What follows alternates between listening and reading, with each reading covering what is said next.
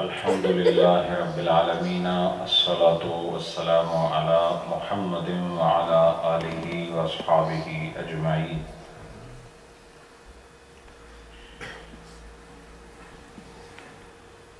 حضرات، خلوص اور محبت کے ساتھ بارگاہ نبوت میں ہدیہ درود و سلام پیش فرمائیں۔ الصلاۃ والسلام علیک یا سیدی یا رسول اللہ وعلی آلک واصحابک یا رحمت للعالمین۔ آج کی یہ مجلس بھی میلاد مصطفیٰ علیہ السلام کے عنوان سے قائم ہے، لیکن بیان اس میں مسائل فقہی ہوں گے، اور یہ ہر مجلس میں تقریباً آپ کو میں بتاتا ہوں کہ یہ منفرد اور ممتاز مجلس ہے، اس لیے کہ اس میں آپ میلاد مصطفیٰ بھی مناتے ہیں اور سیکھ کے بھی جاتے ہیں۔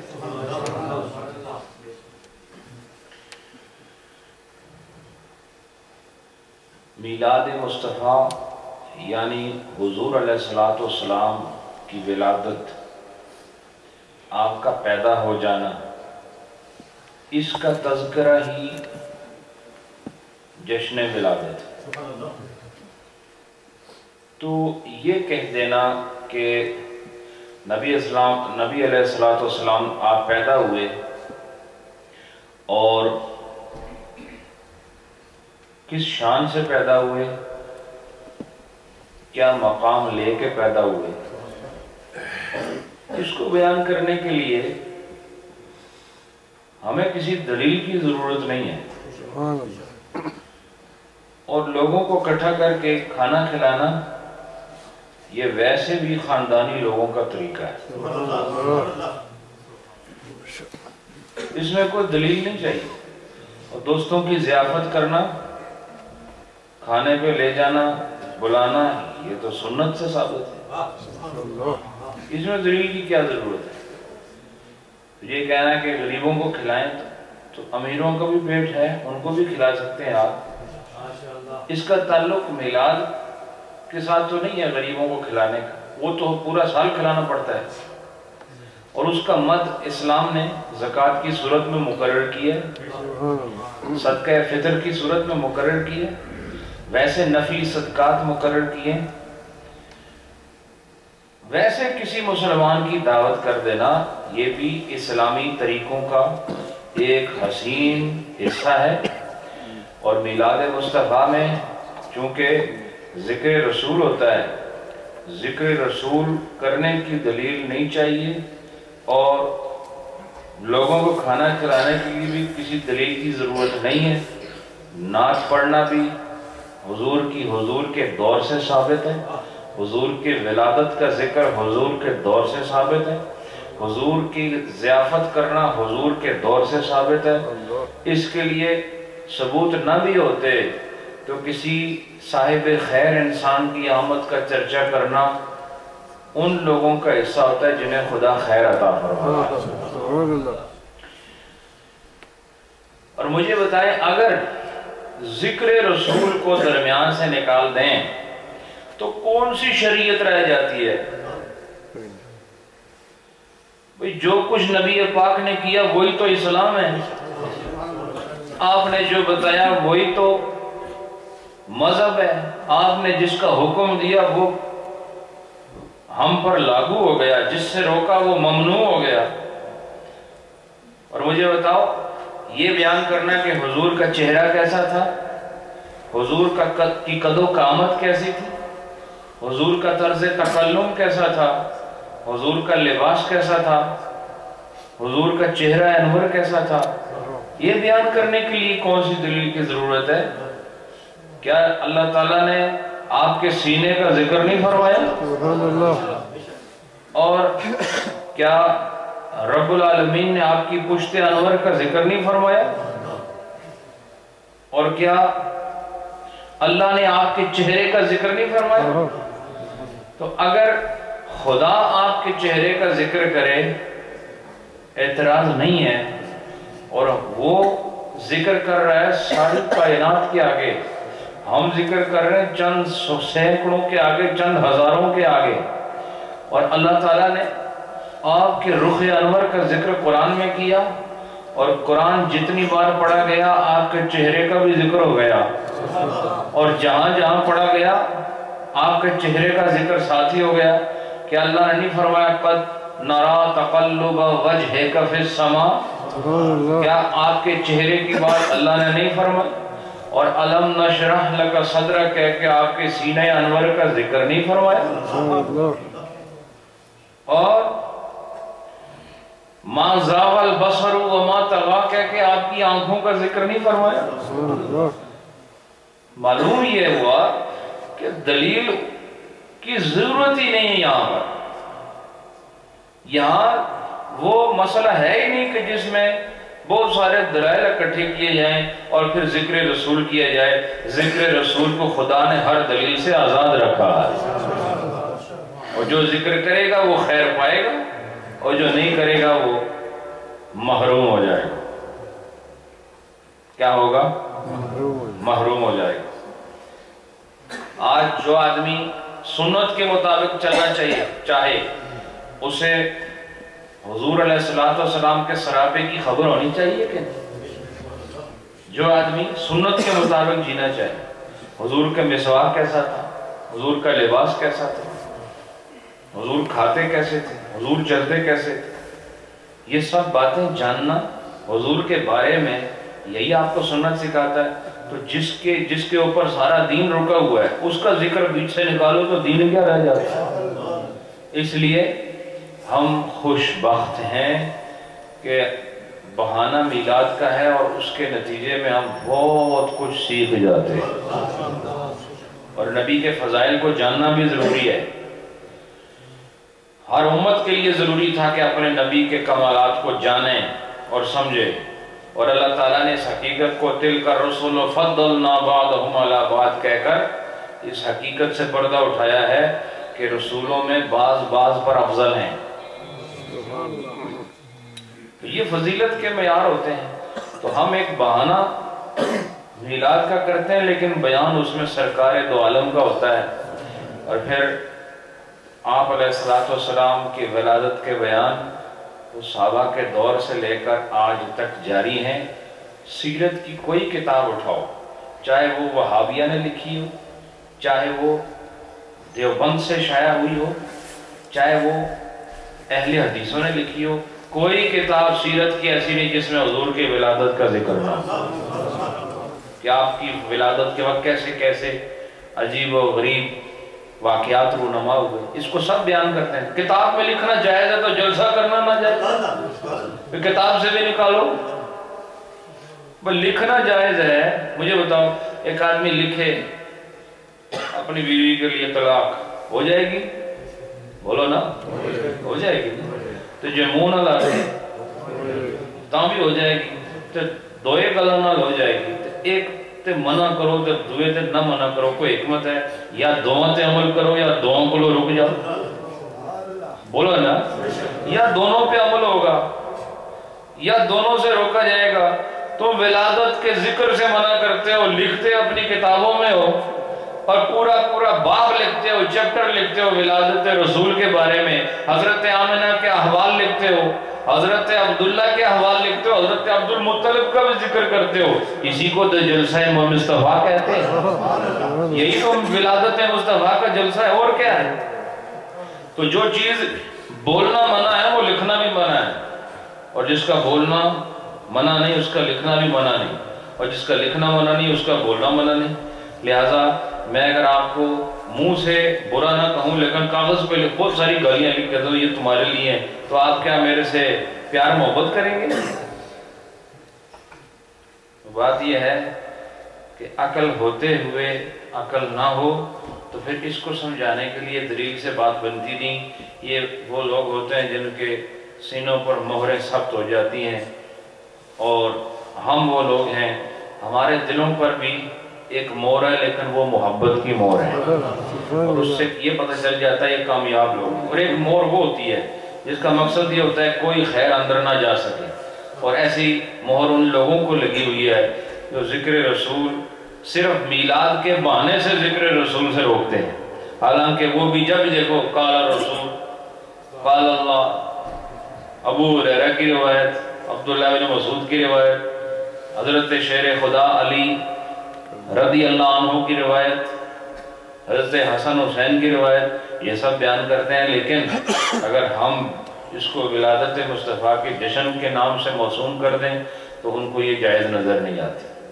بہرحال یہ جائز ناجائز کے فیصلے ہر آدمی نے اپنے طریقے سے کیے ہوئے ہیں. بعض جو کہتے ہیں ناجائز انہوں نے اپنا فیصلہ کیا، اور جو کہتے ہیں جائز انہوں نے اپنا فیصلہ کیا. درمیان میں عقل بھی ہے، ایمان بھی ہے. اب حتمی فیصلہ خدا کرے گا کہ کون ہے وہ جس نے مجھے اور میرے محبوب کو راضی کیا. آپ کو معلوم ہے کہ یہ کون سا بیان جاری ہے؟ صلاۃ الجنازہ جی ماشاءاللہ. کس کے بارے میں؟ ماشاءاللہ میت کے غسل کے جو احکام ہیں وہ بیان ہو رہے ہیں. تو پچھلے جمعے میں آخری مسئلہ یہ بتایا تھا کہ جو لاش فسخ ہو چکی ہو، یعنی پھول چکی ہو، یا جس کی باڈی بہت زیادہ خراب ہو چکی ہو اور اس کے اوپر ہاتھ ملنا ممکن نہ ہو، تو اس کا غسل کیسے ہوگا؟ بس یوں ہی پانی اوپر بہا دینے سے اس کا غسل ہو جائے گا. وَحُکْمُ الْمَرْأَةِ فِي الْغُسْلِ كَحُکْمِ الرَّجُلِ، کہتے ہیں عورت کے، یعنی مردہ عورت، جو عورت مر جائے تو اس کا غسل بھی ایسا ہی ہوگا جیسے مرد کا غسل ہوتا ہے. ٹھیک ہے؟ وَلَا يُرَسَّلُ شَعْرَهَا عَلَى ظَهْرِهَا، صرف یہ ہے کہ اس کے جو البتہ جو بال ہوں گے اس کو اس کی جو پشت ہے اس پر نہیں چھوڑا جائے گا، بلکہ وہ آگے ان کو آگے کر دیا جائے گا. اس کے بعد فرمایا باقی جو طریقہ ہے غسل کا عورت کا بھی وہی ہے، جیسے وضو کرانا اور جسم کا دھونا، سب میں آپ کو بتا چکا ہوں. وَمَنِ اسْتَحَلَّ بَعْدَ الْوِلَادَةِ سُمِّيَ وَغُسِلَ، کہتے ہیں کہ وہ بچہ جو ولادت کے بعد فوت ہو جائے نا، یعنی جو بچہ پیدا ہونے کے بعد فوت ہو جائے، اگر اس نے استحلال کیا، کیا کیا؟ استحلال کا مطلب کیا ہوتا ہے کہ کوئی بھی ایسا امر دیکھا گیا جس سے اس کی حیات کا یقین آتا ہو. اور وہ کیا ہے کہ ویسے اس کا معنی لغت نے یہ لکھا ہے کہ استحلال کا معنی کہ بچے کی ولادت کے وقت جو وہ چیختا چلاتا ہے، شور کرتا ہے، روتا ہے، وہ استحلال ہے.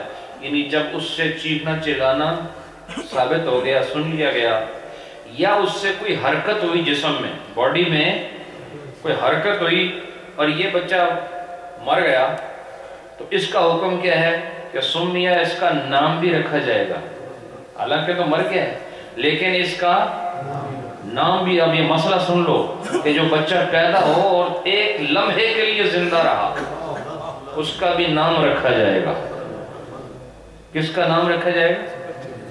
جو بچہ زندہ ہو کے مرا لیکن ایک لمحے کے لیے اس کی زندگی کا اثر نمودار ہو گیا، تو اس کا نام رکھا جائے گا. وغسلہ، اور اس کو غسل بھی دیا جائے گا. صلی اللہ علیہ، اور اس پر نماز پڑھی جائے گی، اور اس پر نماز بھی پڑھیں گے. تو اس سے پتہ چلا کہ ہر اس چیز کا نام ہوتا ہے جس میں حیات ہوتی ہے. جو چیز حیات سے متصف ہے اس کا نام ہے، اور جس کا کوئی نام نہیں وہ مردہ ہے. ٹھیک ہے؟ لہٰذا وہ لوگ جن کے نام آج بھی باقی ہیں، اس بات کی سند ہے کہ وہ زندہ ہے. جنہوں نے خدا کو راضی کیا، جسم ان کے غائب ہو چکے ہیں لیکن ان کے نام موجود ہیں، اطاعت کی وجہ سے، فرما برداری کی وجہ سے، تقوی و طہارت کی وجہ سے. وہ جسم تو ان کے غائب ہیں، نام ان کے ظاہر ہیں.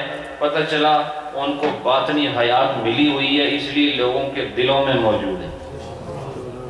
وَإِن لَمْ يَسْتَحِلْ، اور اگر اس نے کوئی وہ بچہ پیدا ہوا لیکن اس نے کوئی شور نہیں کیا، کوئی حرکت بھی اس سے ثابت نہیں ہوئی، تو ادرج فی خرقۃ، اسے ایک کپڑے میں رکھ دیا جائے گا، ولم یصلی علیہ، اور پھر اس پر نماز نہیں پڑھی جائے گی، ویغسل فی غیر ظاہر من الروایہ، اور غیر ظاہر روایت کے بموجب جو کہ مختار روایت ہے اس کو غسل دیا جائے گا۔ یعنی یہ نہیں مسئلہ ہوتا کہ جس کی نماز جنازہ نہیں پڑھنی اس کو غسل بھی نہیں دیا جائے گا۔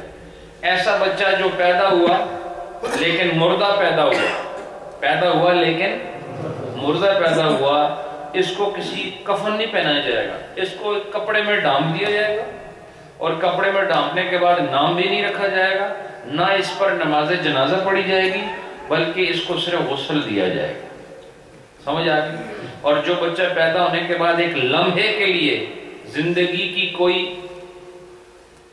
حرکت، کوئی آواز اس سے ثابت ہوئی جو زندگی پر دلالت کرتی ہے، تو پھر اس کو غسل بھی دیا جائے گا، بولو نا، کفن بھی دیا جائے گا، نام بھی رکھا جائے گا، اور اس پر نماز جنازہ بھی پڑھی جائے گی۔ وَالْإِسْتِحْلَالُ مَا يُعْرَفُ بِهِ حَيَاةُ الْوَلَدِ مِنْ صَوْتٍ أَوْ حَرَكَةٍ، اور کہتے ہیں استحلال یہی ہے کہ جس سے اس بچے کی حیات کا پتہ چلتا ہو، زندگی کا پتہ چلتا ہو، یا آواز سے یا حرکت سے۔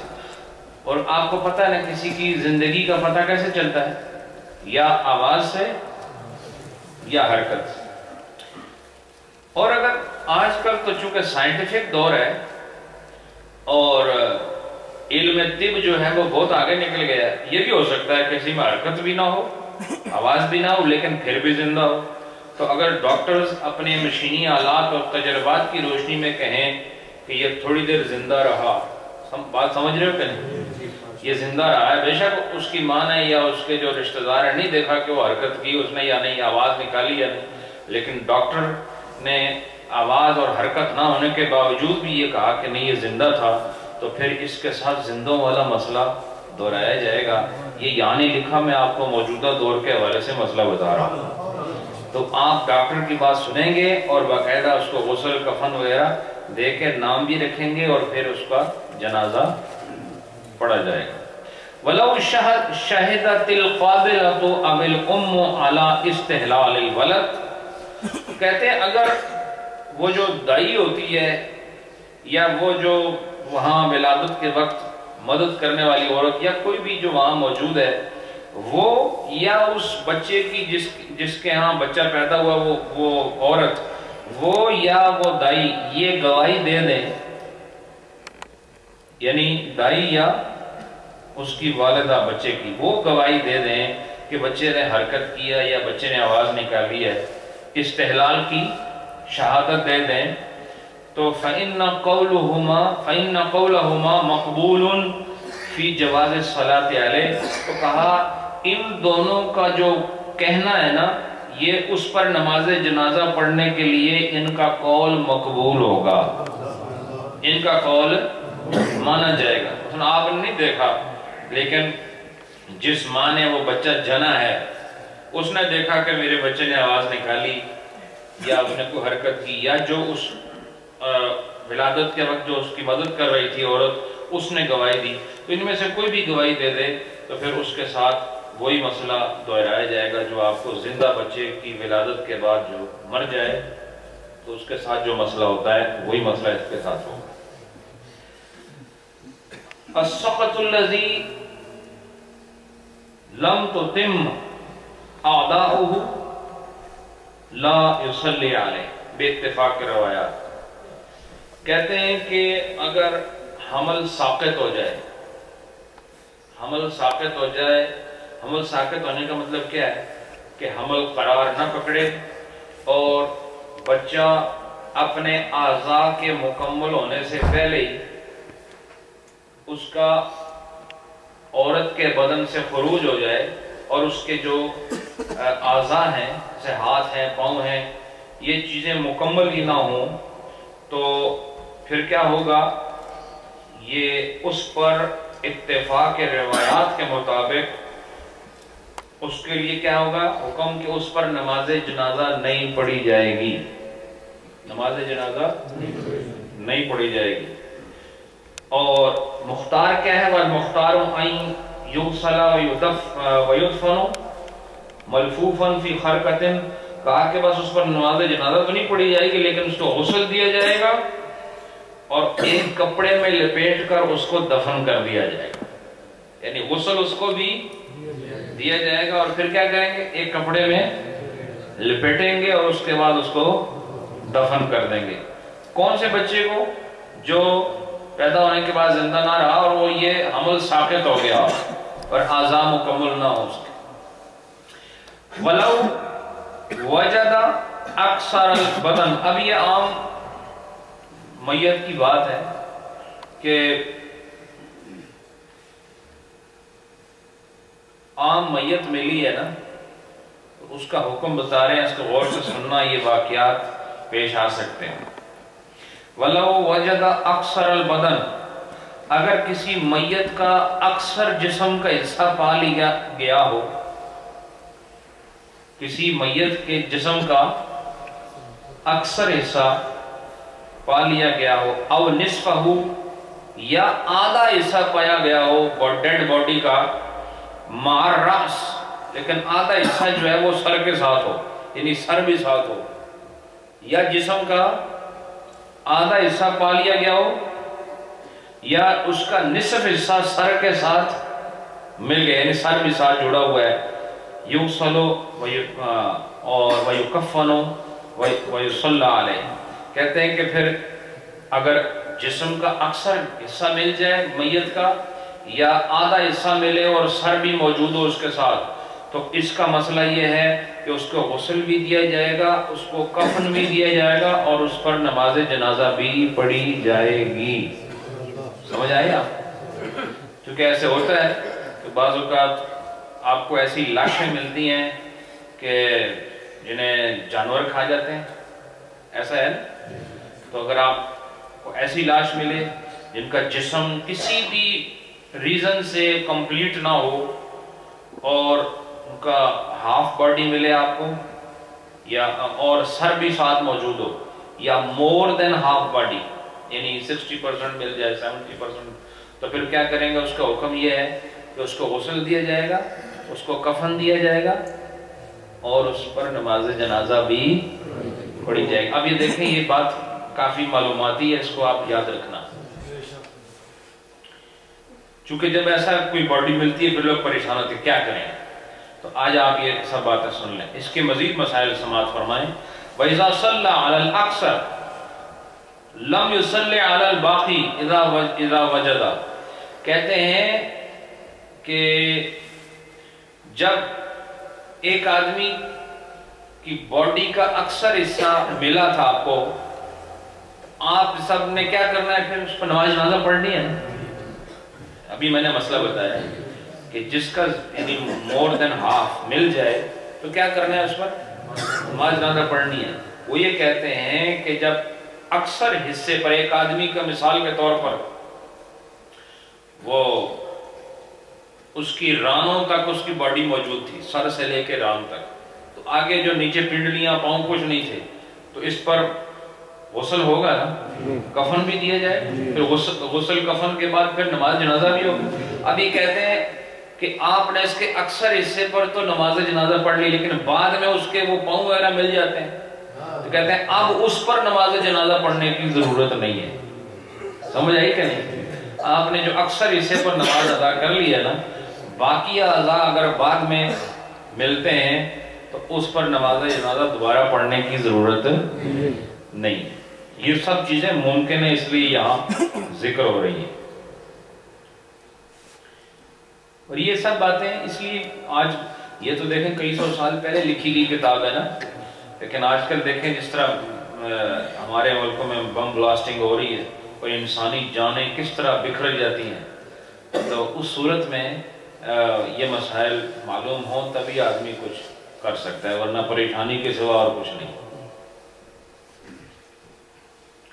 وَإِذَا صَلَّى عَلَى الْأَكْثَرِ، جب اکثر حصے پر نماز جنازہ پڑھ لی، لم یصلی علی الباقی، تو باقی جو حصہ اس کا ہے اس پر نماز جنازہ پڑھنے کی ضرورت نہیں ہے، اذا وجدہ، جب وہ پایا جائے، یعنی بعد میں پہلے انہوں پڑھیا اس تو بعد کوئی حصے ملے تو انہوں پر دوبارہ جنازے نماز پڑھنے کی ضرورت نہیں ہے۔ وَإِن وَجَدَ نِصْفَهُ مِنْ غَيْرِ رَأْسٍ، اگر کسی آدمی کی ہاف باڈی ڈیڈ باڈی ملی لیکن اس میں سر نہیں ہے، یعنی ہاف باڈی تو مل گئی ٹھیک ہے لیکن سر نہیں ہے، او وجد نصفہ مشکوکا طولا، یا ہاف باڈی تو ملی لیکن ایسے لینتھ میں درمیان سے وہ دو ٹکڑے ہیں، لاش درمیان سے دو ٹکڑے ہیں بالکل لمبائی میں، تو فَإِنَّهُ لَا يُغْسَلُ، تو کہا کہ اس کو غسل نہیں دیا جائے گا، وَلَا يُصَلِّ عَلَيْهِ، اور نہ ہی اس پر نماز جنازہ پڑھی جائے گی، وَيُلَفُّ فِي خَرْقَةٍ، اسے ایک کپڑے میں لپیٹ دیا جائے گا، وَيُدْفَنُ فِيهَا، اور اسی کپڑے کے اندر اس کو دفن کر دیا جائے گا۔ یہ مسئلہ سمجھے آپ؟ یعنی ہاف آدمی کی باڈی ملی لیکن اس میں سر نہیں ہے، ایسے ہی ہوتا ہے ہاف باڈی میں، مثال کا طور پر کسی نے کسی کو قتل کیا اور اس کے جسم کے 3 حصے کیے، اور یہ سب باتیں ہو رہی ہیں ہر جگہ، ایشیائی ملکوں میں ہو رہا ہے ایسا، سر کو الگ کیا پھر درمیان سے پھر کاٹا، بھی کتنے حصے ہو گئے؟ 3 حصے ہو گئے، کیا کتنے حصے ہو گئے؟ 3 حصے ہو گئے، تو اب آدھا حصہ مل گیا، جیسے یہاں گردن سے لے کے ناف تک کا حصہ مل گیا لیکن اب سر نہیں ملا، تو اب اس کو غسل بھی نہیں دیں گے، سمجھ آئی؟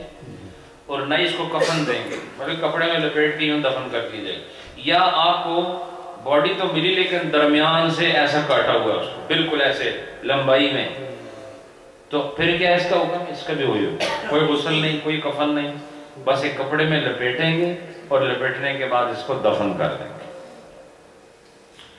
وَمَن لَا يَدْرِي أَنَّهُ، اب یہ مسئلہ بھی بھئی غور سے سن لو، وَمَن لَا يَدْرِي أَنَّهُ مُسْلِمٌ أَوْ كَافِرٌ، اگر آپ کو ایک لاش ملی یہ نہیں پتا یہ مسلمان ہے یا کافر، یہ مسئلہ ہے کہ نہیں؟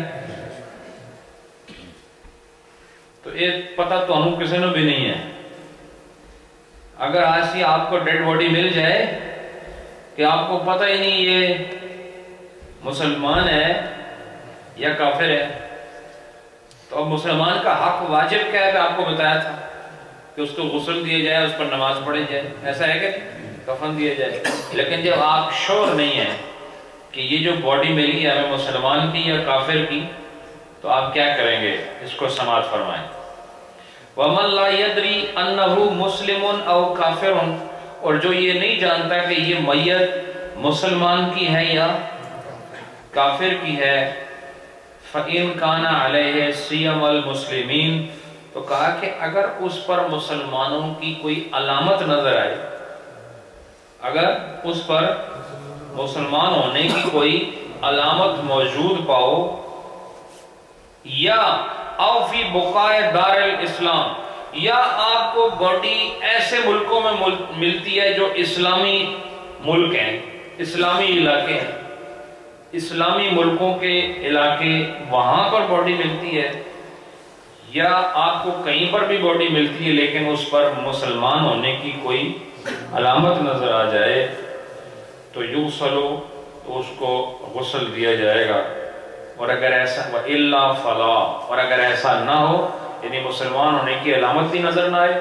اور اس کی باڈی مسلمانوں کے ملک میں نہ ملے بلکہ غیر اسلامی ملک میں ملے، تو پھر اس کو غسل وغیرہ دینے کی ضرورت نہیں ہے۔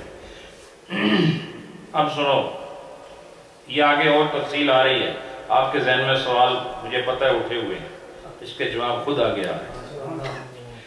موت المسلمین اذا اختلطوا بموت الکفار، کہتے ہیں کہ جب مسلمانوں کی لاشیں کافروں کی لاشوں میں مکس ہو جائیں، سمجھ رہے کو نہیں؟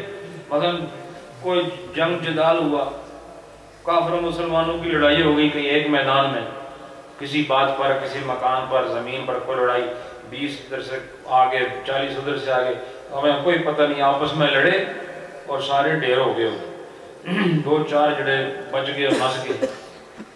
اب کوئی ان کا پتہ نہیں ہے۔ اب یہ سب باڈیز جو پڑی ہوئی ہیں، مسلمانوں کو پتہ نہیں ہے، کافروں کو پتہ نہیں ان کے کون سے تھے، مسلمانوں کو بھی نہیں پتہ، آپس میں مکس ہو گئی ہیں۔ او قتل المسلمین بقتل الکفاری، ہاں یہ جو پہلا مسئلہ نے بتایا کہ مسلمان اور کافروں کی میتیں اکٹھی ہو گئیں، یہ قتل کی بات نہیں، قتل کی بات ابھی آ رہی ہے۔ مسلمان اور کافروں کی میتیں اکٹھی کیسے ہو گئیں؟ کہ کوئی سرد خانہ ہے وہاں جا کے مکس ہو گئی، پتہ ہی نہیں چلا۔ اور دوسرا بتا رہے ہیں کہ مسلمانوں کے مقتولوں کی لاشیں کافروں کے مقتولوں کی لاشوں کے ساتھ مکس ہو گئیں۔ تو اب کیا کیسے کریں گے؟ ظاہر ہے مسلمانوں کو غسل دینا ہے، کفن دینا ہے، ان پر نماز جنازہ پڑھنی ہے۔ اور یہاں مسئلہ یہ ہے کہ پتہ نہیں مسلمان کون سا ہے، کافر کون سا ہے۔ فرمایا ان کان للمسلمین علامت یعرفون بها، کہا کہ اگر مسلمانوں پر کوئی ایسی علامت موجود ہو جس سے وہ پہچانے جائیں، یمیز بینہم، تو کہا کہ ان کو آپس میں پھر جدا کر دیا جائے گا۔ کیا کر دیا جائے گا؟ جدا کر دیا جائے گا، غیر مسلموں کی لاشوں سے ان کی لاشوں کو جدا کر دیا جائے گا۔ وعلامت المسلمین، کہا مسلمانوں کی علامت کیا ہے؟ تو بتاتے ہیں مسلمانوں کی علامت الختان، یہ کہ اس کا ختنہ شدہ ہونا، یہ مسلمانوں کی علامت ہے۔ ٹھیک ہے، یہ بہت بڑی علامت ہے کہ ختنہ شدہ ہونا یہ مسلمان ہونے کی بڑی علامت ہے، اس سے پہچانا جائے گا۔ والخضاب، اور جو سفید بالوں کو رنگ دینا، سنت کے مطابق اس کو زردی رنگ کے ساتھ، مہندی وغیرہ اس کلر کے ساتھ رنگ دینا، یہ بھی مسلمانوں کی علامت ہے۔ تو اس سے پتہ چلا کہ داڑھی کا تصور ہے کہ نہیں اسلام میں؟ بولو نا، تصور ہے نا۔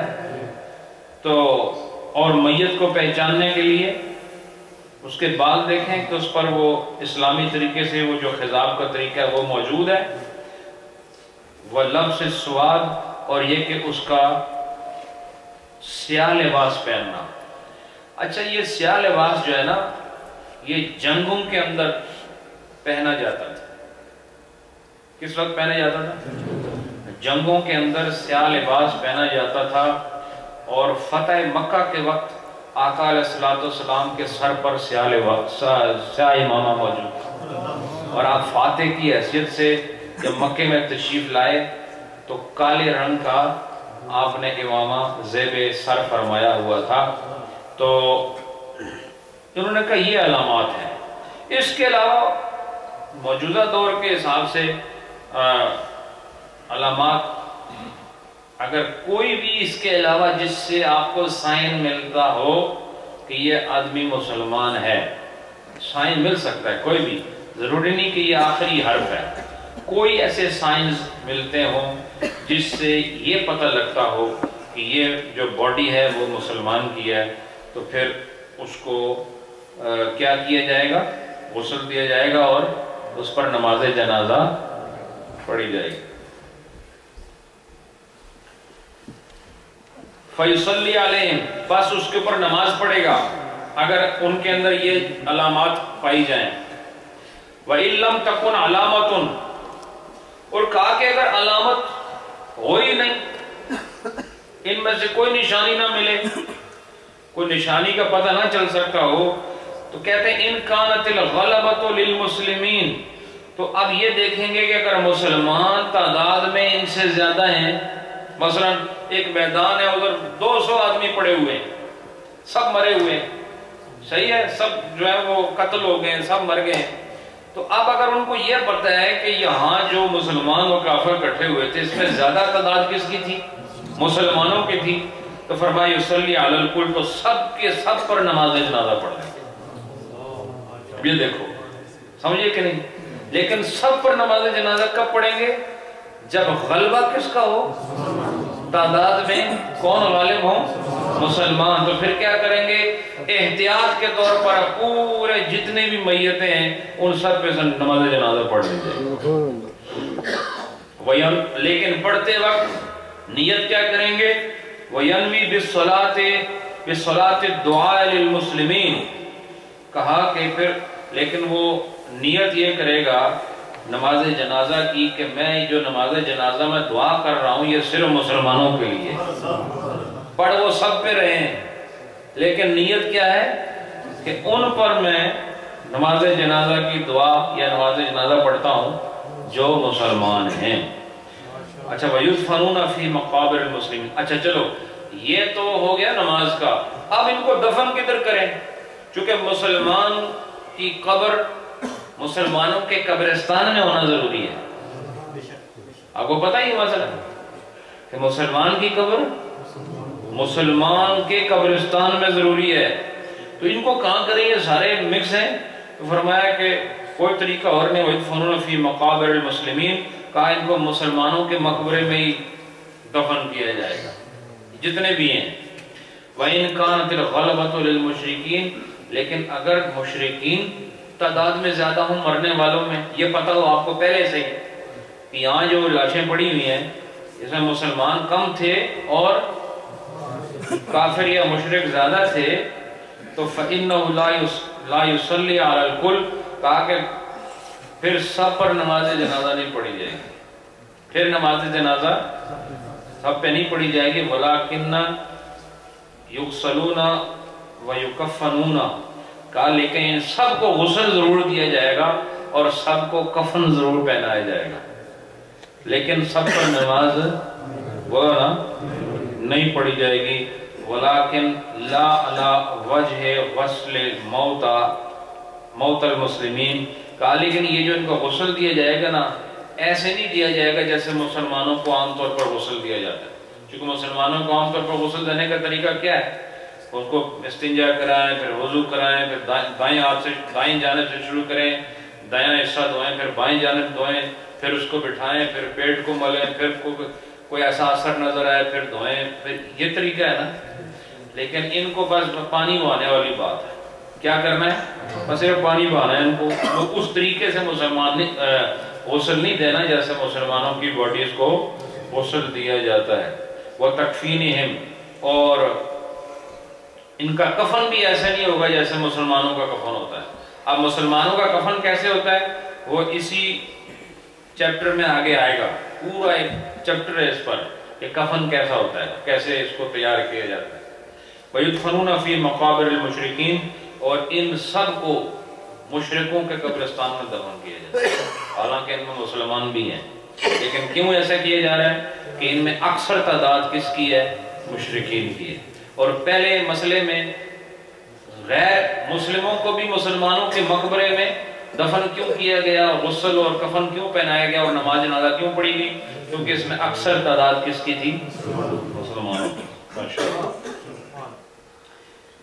وَإِن كَانَ سَوَاءٌ، اب اگر برابر ہوں سارے تعداد میں، ابھی تو آپ کو ایک مسئلہ بتایا نا کہ یا مسلمان زیادہ ہوں تو مسئلہ کیا ہوگا، اور یا کافر زیادہ ہوں تو مسئلہ کیا ہوگا۔ اب وہ کہہ رہے ہیں کہ اگر دونوں کی جو ڈیڈ باڈیز ہیں وہ ہاف ہوں، 50% ہو دونوں طرف، تو کہا اب کیا کریں؟ کہا فَلَا يُصَلَّى عَلَيْهِمْ أَيْضًا، کہا پھر بھی ان پر نماز جنازہ نہیں پڑھی جائے گی، ان پر نماز جنازہ نہیں پڑھی جائے گی۔ وَاخْتَلَفَ الْمَشَائِخُ فِي دَفْنِهِمْ، البتہ ان کے دفن کے مسئلے میں مشائخ نے اختلاف کیا ہے۔ کیا اختلاف کیا ہے؟ یہ تو آدھے ہیں، تو مسلمانوں کے قبرستان میں دفن کریں یا غیر مسلمانوں کے قبرستان میں دفن کریں؟ تو بعض نے کیا کہا؟ فی مقابر المشرکین، وقال بعضهم فی مقابر المسلمین، تو بعض نے کہا کہ ان کو کافروں کے قبرستان میں دفن کرو، مشرکوں کے، اور بعض نے کہا نہیں ان کو مسلمانوں کے قبرستان میں بولو نا دفن کرو۔ ایک تیسرا گروہ بھی پیدا ہوا، انہوں نے کیا انہوں صحیح جو انہوں نے حل کتاب فلا وقال بعضهم يتخذ لهم المقبرة على حلة، کہا کہ اس طرح کرو انہاں واسطے قبرستان ہی علیحدہ بنا دو. یہ خوبصورت حل نہیں ہے. ہاں تو ان کے لیے کیا کرو، جب ان کی تعداد بالکل سیم ہو کافر مسلمانوں کی، تو یہ جھگڑے پڑنے کی ضرورت نہیں ہے کہ ان کو مسلمانوں کا جو آلریڈی بنا ہوا قبرستان ہے، سیمیٹری ہے، اس میں دفن کیے جائے، یا ان کو غیر مسلموں کے ان کے لیے سیپریٹ جگہ آپ بنا دیں.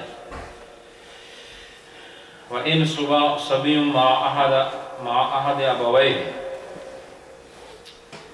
کہتے ہیں اگر کوئی چھوٹا بچہ وہ ہوتا ہے جو بالغ ہونے سے پہلے ہو نا، وہ صبی ہوتا ہے، ٹھیک ہے، ابھی بالغ نہیں ہے، وہ قید ہوا اپنے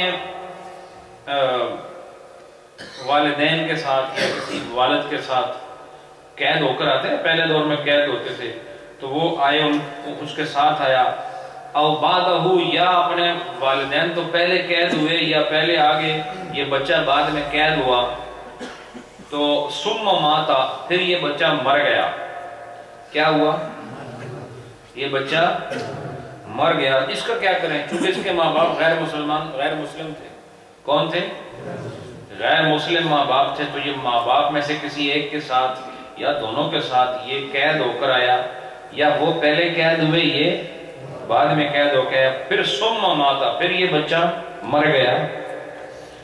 لا یغسل، کہا کہ اس کو غسل نہیں دیا جائے گا، حتی یقر بالاسلام، یہاں تک کہ اس نے اسلام کا اقرار نہ کیا ہو، بچے نے ایک اسلام کا اقرار نہ کیا ہو. وَهُوَ يَعْقِلُ او يُسَلِّمُ أَحَدُهُمَا، اور ہاں حتی یقر بالاسلام وَهُوَ يَعْقِلُ، تو اس نے اسلام کا اقرار کیا ہو اور وہ صاحب عقل ہو. کیسا ہو؟ عاقل ہو، عقل والا ہو. اگر اس نے ایسا نہیں کیا تو پھر غسل نہیں دیا جائے گا. اور یسلم احدهما، یا اس کے والدین میں سے کسی ایک نے ایمان قبول کر لیا ہو تو پھر بھی اس کو غسل وغیرہ دیا جائے گا. اچھا، وفی الاجداد اختلاف، لیکن اس کے دادا دادی کے مسئلے میں اختلاف ہے کہ اگر انہوں نے اسلام قبول کیا تو پھر اس مرے ہوئے بچے کو غسل دیا جائے گا یا نہیں.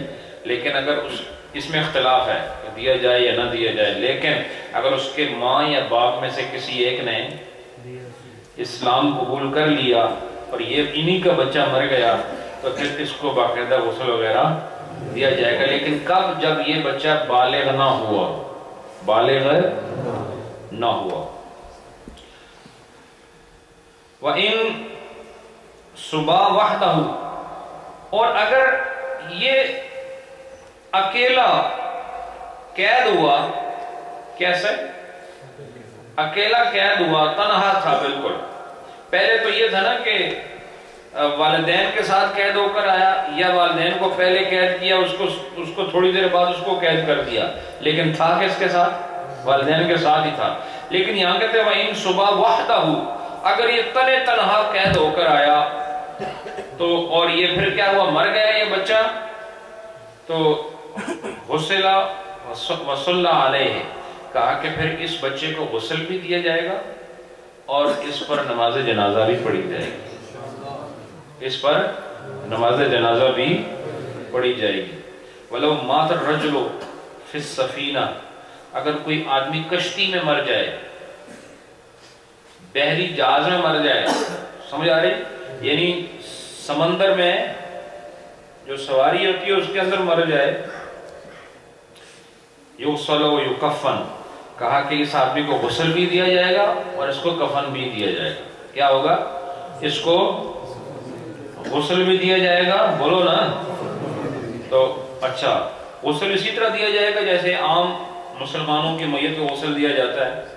یہ عام آدمی کی بات نہیں ہو رہی، یہ اس کی بات ہو رہی جو مسلمان ہیں لیکن بحری سفر کے درمیان فوت ہو گیا، بحری سفر کر رہا تھا، اس دوران فوت ہو گیا، تو اس کو کیا کیا جائے گا؟ باقاعدہ غسل دیا جائے گا اور کفن پہنایا جائے گا. پھر کیا ہوگا؟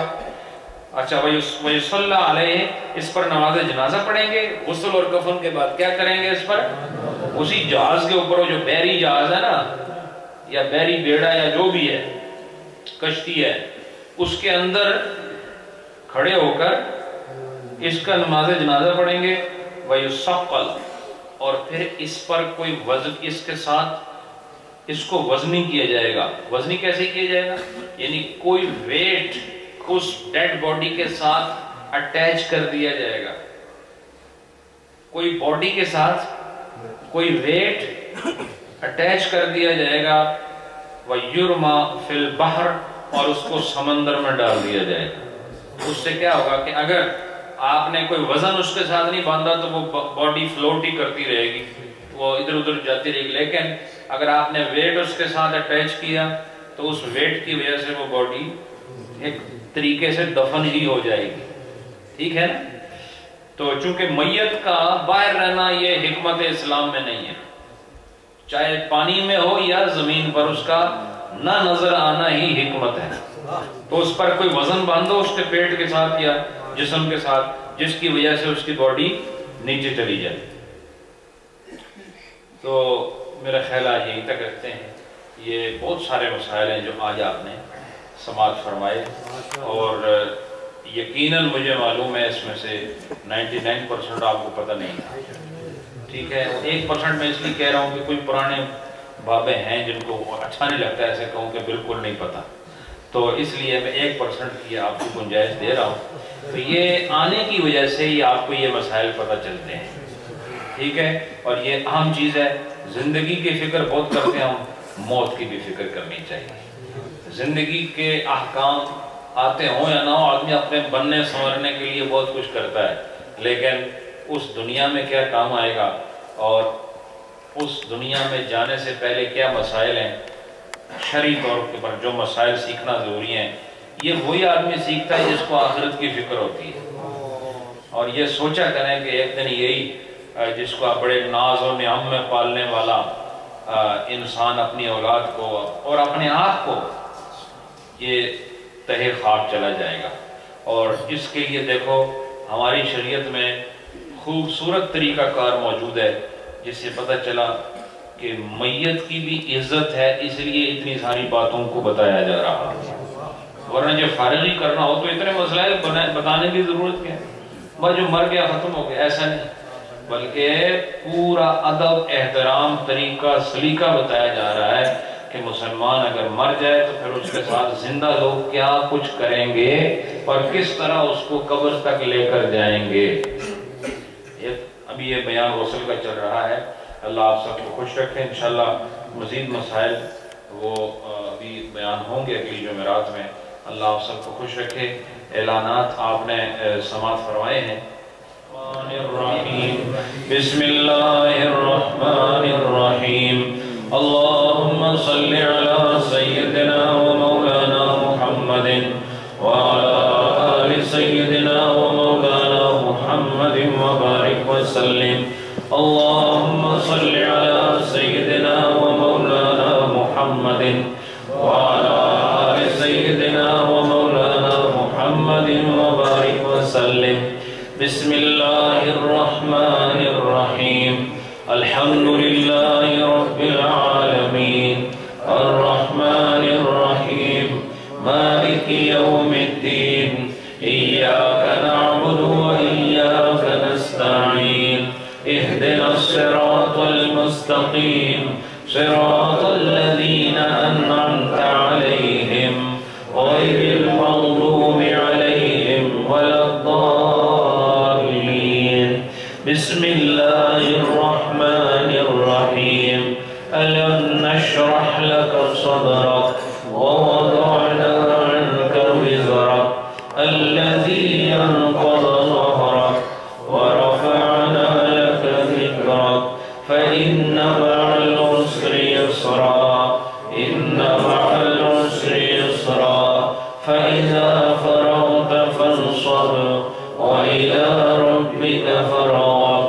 ألم نشرح لك صدرك ووضعنا عنك وزرك الذي أنقض ظهرك ورفعنا لك ذكرك فإن مع العسر يسرا إن مع العسر يسرا فإذا فرغت فانصب وإلى ربك فارغب.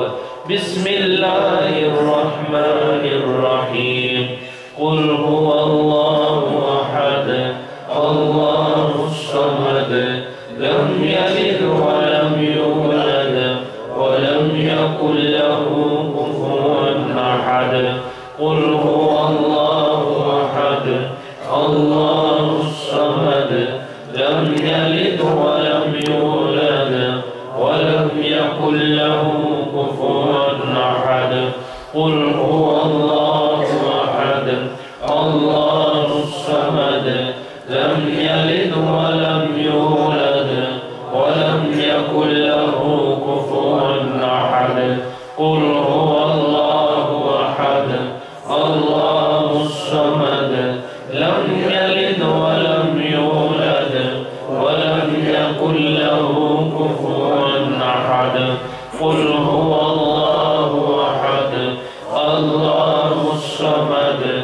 لم يلد ولم يولد ولم يكن له كفوا أحد قل هو الله أحد الله الصمد لم يلد ولم يولد ولم يكن له كفوا أحد قل هو الله أحد الله الصمد لم يلد ولم يولد ولم يكن له كفوا أحد قل هو الله أحد الله الصمد لم يلد ولم يولد ولم يكن له كفوا أحد قل هو الله أحد الله الصمد لم يلد ولم يولد ولم يكن له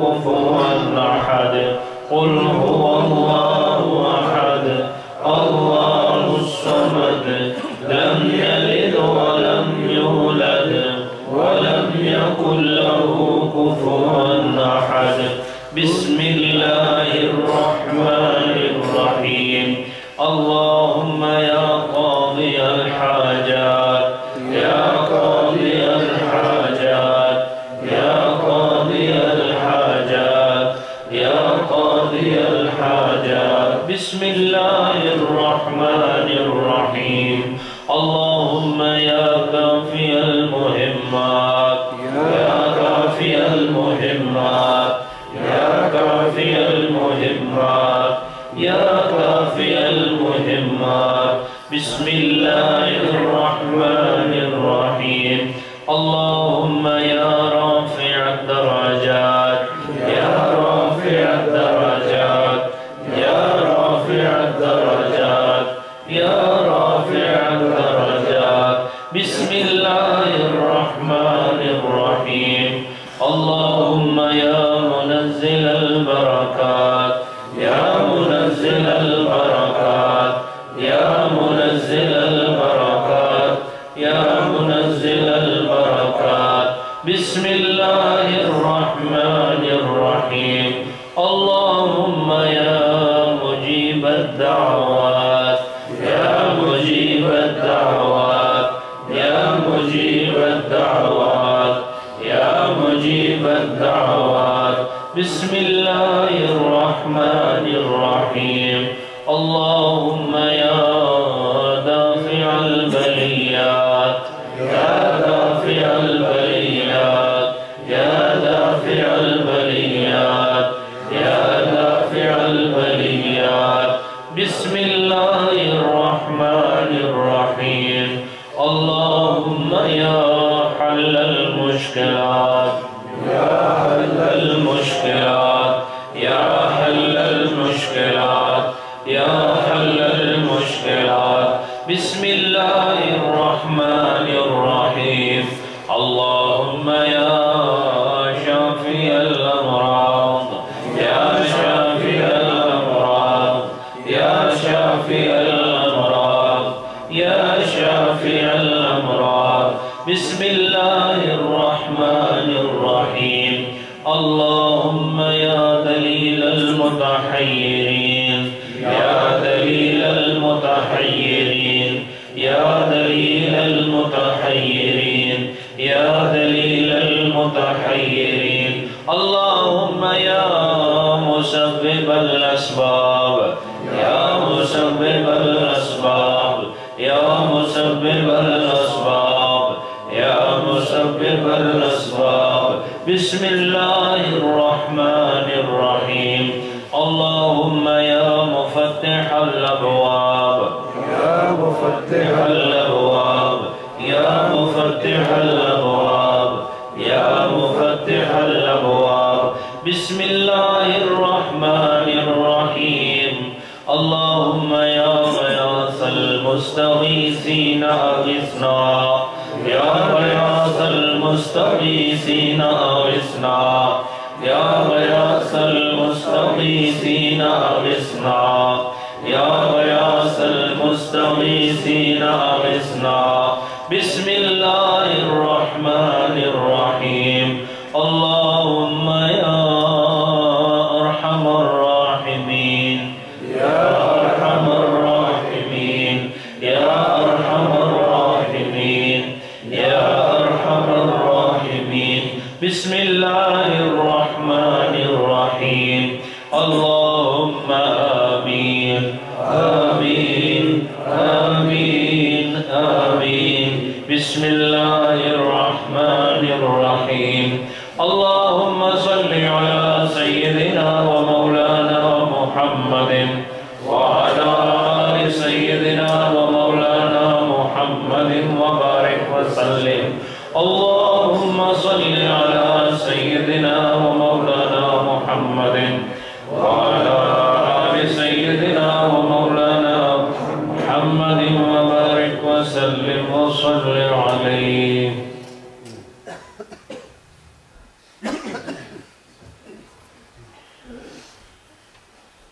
ذکر تھوڑا لیکن باذوق اور باصوت صوت کہتے ہیں عربی میں آواز ٹھیک ہے باصوت بھی ہو باذوق بھی کوئی آواز حلق میں نہ دبے بلکہ باہر ہے ٹھیک ہے خاموشی کے وقت خاموشی اچھی ہوتی ہے اور جب بولنے کا وقت ہو تو پھر بولنا ہی اچھا لگتا ہے خاموشی کا موقع نہیں یہ آوازوں کو حلق سے نکال کے اپنے رب کے ذکر کا موقع ہے